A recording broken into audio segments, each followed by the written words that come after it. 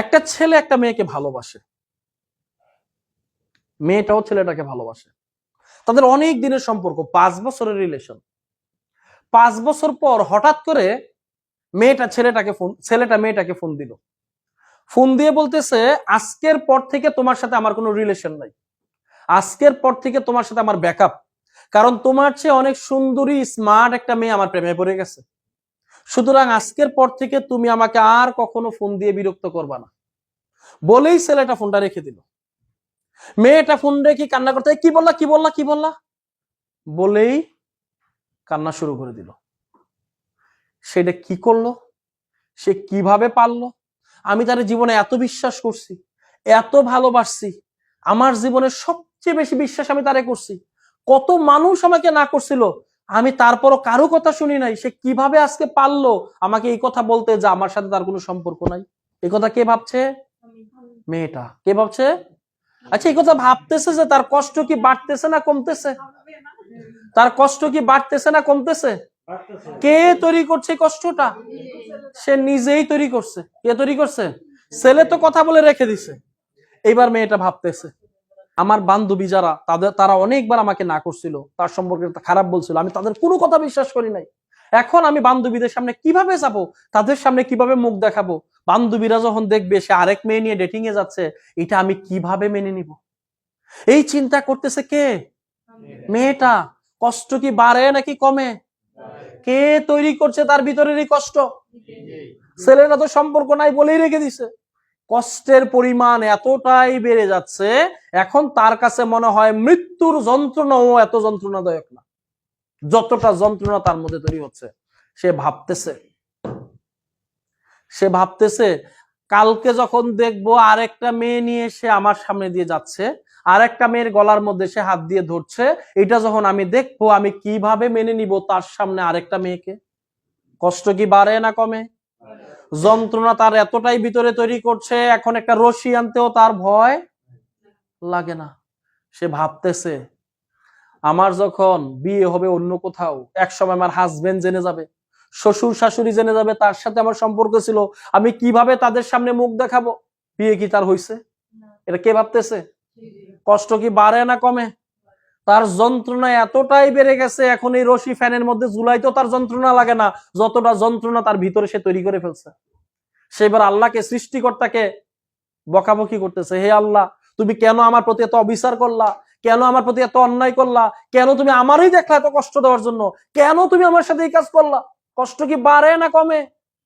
কে তৈরি করছে এই কষ্ট?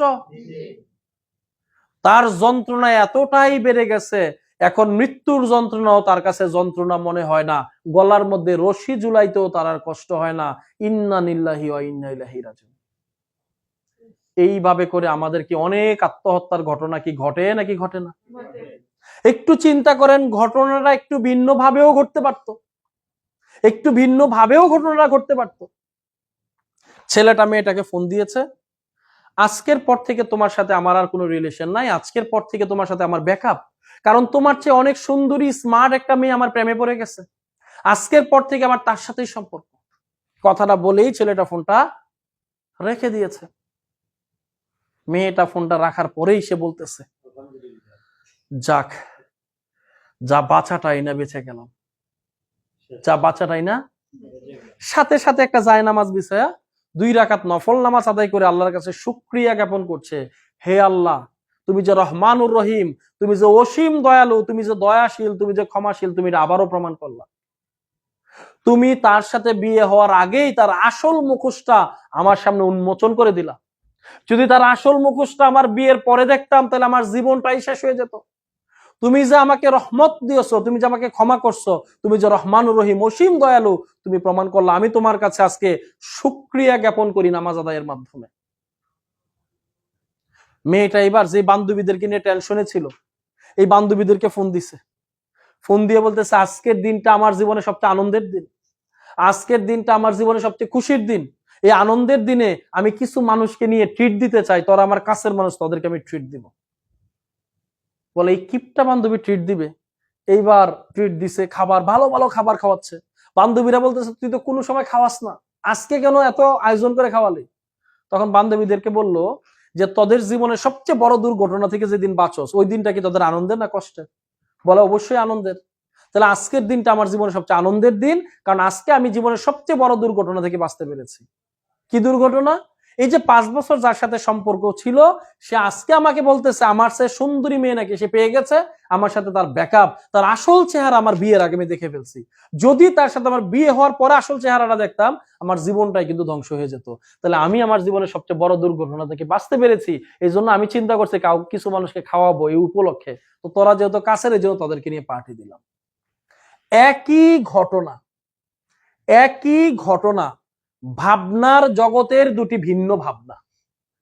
একই ঘটনা, ভাবনার জগতের দুটি ভিন্ন ভাবনা। কোথায় আত্মহত্যা আর কোথায় পার্টি? হ্যালো, কোথায় আত্মহত্যা আর কোথায় পার্টি? আমাদের জীবনের ম্যাক্সিমাম ব্যর্থতা, হতাশা, কষ্ট শুধুমাত্র একটা কারণে হয়, একটা ঘটনাকে আমরা ঠিক মতো মেনে নিতে পারি না বলে। প্রথম মেয়েটা মেনে নিতে পারে নাই, আত্মহত্যা করছে। দ্বিতীয় মেয়েটা একই ঘটনাকে মেনে নিতে পেরেছে, সে হ্যাপি হয়েছে। এই বিজনেসে এসেও আমরা অধিকাংশ মানুষ ব্যর্থ হই কেন জানেন? একজনকে আশা নিয়ে প্ল্যান দেখাই, সে না করে দেয়, এটা মেনে নিতে পারি না, তখন আমরা হতাশ হই, তখন আমরা কষ্ট পাই, তখন আমরা ব্যর্থ।